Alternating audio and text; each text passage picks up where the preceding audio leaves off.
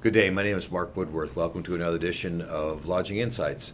Once again, I'm joined by my good friend and colleague, Jack Corgel. Jack, glad you're here. Great to be here. Jack and I had the opportunity to spend time in New York last week at the annual investment conference, and we had a series of, I thought, really, really interesting meetings with a variety of folks. And I want to tell you what my takeaway, Jack, was, and see if you concur with that. Sure. That there seemed to be an incredibly high level of confidence that what's going to happen in 2014 and 2015 is going to be good. There wasn't a lot of variation on that, but really the most common question we were hearing from folks was, let's look beyond that. What's going to happen in 16, 17? What should we expect to see? So, A, do you concur with the sentiment that the next couple of years sure are looking pretty good? And two, what do you think we're going to see once we get beyond 2015, 2016? Yeah, I was really surprised by the concession people were making that the rest of 14 and 15 are going to be really solid growth years for the hotel industry and hotel performance. This is probably the first time in all these discussions we've had over the years that people are really focused on the out years. Right. And our own forecasts indicate that 16 is a pivotal year. Supply growth catches up with demand growth being pushed down by strong ADR growth, and supply growth gradually creeping up. This pretty much makes occupancy growth pretty much zero, so there's really no more occupancy growth. Yeah. 2016. And then in the out years, we have this gradual diminution of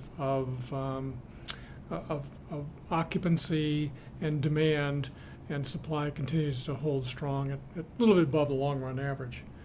Now, what do you think that indicates for those out years in terms of the peak, and are we falling off the peak? Or quite frankly, it reminds me of I don't think we were making videos in 2005, but I recall in that period that it was this whole notion. I think the phrase that you developed, that was this notion of persistence at the peak. Right. That it's going to hover up there for a while. It's going to look pretty darn good, and it sounds like that's what we're likely to see. Once again, you say the occupancy basically plateauing in 2016 and contracts slightly beyond that, but yet kind of hovering in very good, fundamentals being in very good conditions. Yeah, and what that means is profits are going to hang pretty well where they were in 16, and continue to be very attractive to all the people interested in profits, investors and hotel companies and everybody else. And we don't want to get into it again because we've talked a lot about this over the past really couple of years now about what's brought an end to the good times historically, and again, I'm not seeing anything that gives me any angst on that front. No. Oil and bubbles and that type and of even thing. supply. I mean, supply. Yeah. New projects coming into the planning phase are actually pretty much the way they were the previous period. So there's not much increase there. So this is a Friday in mid-June that we're filming this, and I think it was earlier today we heard that was it the Producer Price Index or one of the indexes came in. Most folks were looking at a slight increase, and actually it was negative, kind of taking a little bit of the wind out of the whole "is inflation now going to be a problem" idea. Yep. I mean, what's your take on that? Well, there's some prominent economists still out there saying inflation is right at the doorstep, but then the numbers keep surprising. I mean, we've had a decline in the 10-year Treasury rate, which has inflationary expectations built into it. So. It's really nobody has the ability to forecast inflation effectively.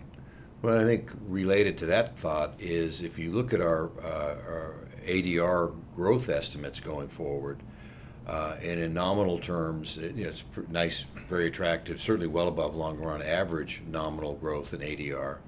But when you think about the inflation expectations that are embedded in that nominal growth, I mean, it's calling for very, very significant real increases in prices. Yeah, what does that mean? And this is something we've been saying all along. You have to look at the real increases, and they're quite impressive in ADRs. So do you want to tell the viewers the big announcement from this week? Depends what it is, but go ahead. About the recovery? What recovery? That's right. Oh, that recovery. Go ahead. Aren't you on record saying it's over? I think that was you, Jack. Oh. But I don't disagree with you. It's over because it's now behind us. And once again, we're in very, very attractive waters, and we feel very good about the seas ahead. Well, I'm glad you did that because I'm sick of hearing about the recovery. There you go. Good. Thanks, Jack, for your thoughts and insights. And again, thank you for your time, and all the best again for the rest of 2014. Absolutely. It's going to be good.